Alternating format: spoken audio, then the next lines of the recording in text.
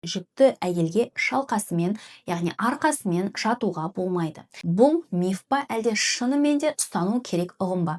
Шынымен де жүктілік кезінде арқамен жатуға болмайды деген рекомендациялар бар, бірақ бұл рекомендацияға қарау үшін жүктіліктің аптасына қарау керек. Алғашқы апталарында, алғашқы триместрде сіз 12 аптасыз, 14 аптасыз, сіздің жатырыңыз әлі үлкеймеген, кішкентай, ол сіз арқаңызбен жатасыз ба, оң сол қапталыңызбен жатасыз ба, оның ешқандай зияны жоқ. Бірақ жүктіліктің 3-ші триместрінде жатыр үлкейген кезде, ішінде бала, қағанақ су, яғни сондай уже жүктіліктің соңғы апталарында әрине жүкті келіншекке арқамен жатуға рекомендация берілмейді. Неге? Өйткені біздің мына омыртқаның шетінде өтетін бізде полая вена деген тамыр бар.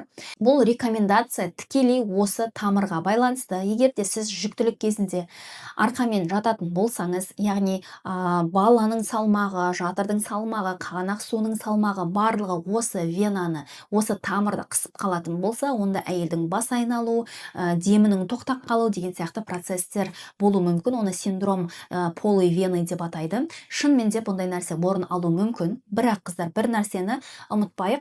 Кез келген адам ұйықтаған кезде, ол мысалға сіз оң қапталыңызбен жаттыңыз ба, таңға дейін оң қапталыңызбен жатасыз деген нәрсе жоқ. Яғни адам түнде бәрібір өзінің позасын, ұйықтап жатқанда позасын ауыстырады.